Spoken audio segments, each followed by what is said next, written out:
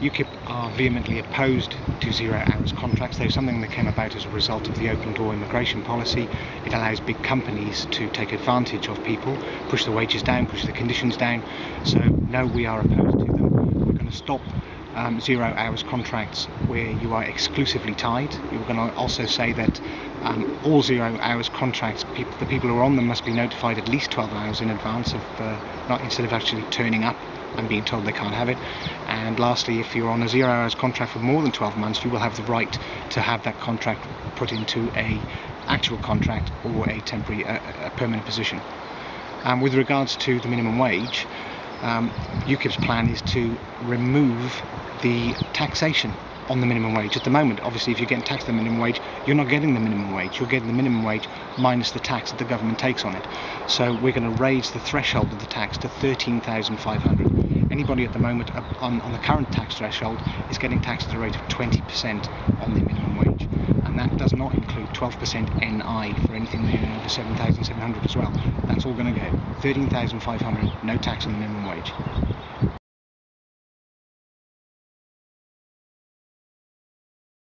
You'd like to think that they're not, but in reality they are. It's been obvious from the way that these companies can get away without paying any tax for the last X number of years. But if you're looking for a specific example, you can cite Goldman Sachs. They were hired by Greece to hide Greece's deficit, the true scale of the amount of money that Greece owed, so that they could get into the EU. They did this by creating a special type of financial instrument called a credit swap, which they then deferred the debt. They didn't need to declare that debt. The EU rules were broken, the Maastricht rules were broken, but Greece were let in anyway, all thanks to Goldman Sachs.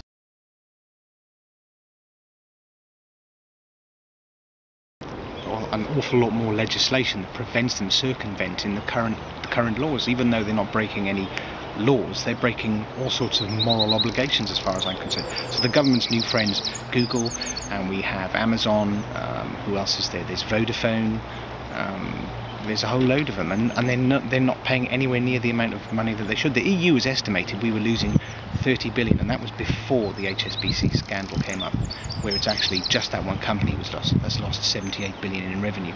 Meanwhile, the government gives the HMRC new taxing powers so that it can come in and chase us for, say, 50 quid of VAT.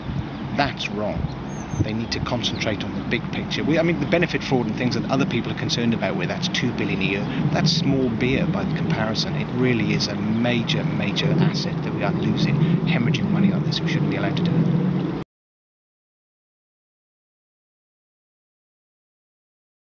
Morally or physically? Physically, do they have the time to have a second job? The same as an electrician or a mechanic? Yeah, they probably do. Morally, should they be allowed to have a second job? Because what are they doing with their time? Such as Malcolm Rifkind and Jack Straw both got called for cash questions recently, and people such as Gordon Brown earn almost £1 million a year on top of their £67,000 as an MP.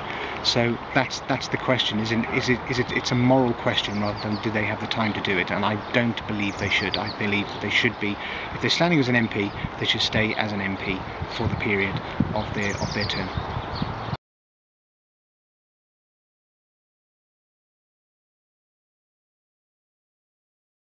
So Britain, if you like to look at Britain as being a company, and it's selling itself, it's selling shares in itself.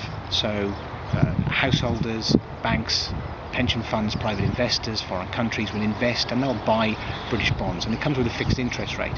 So they hand the money over to the British government for this bond, which goes against our national debt, and every year we have to honour the fixed interest rate that we've promised, and that's where our little deficit comes from.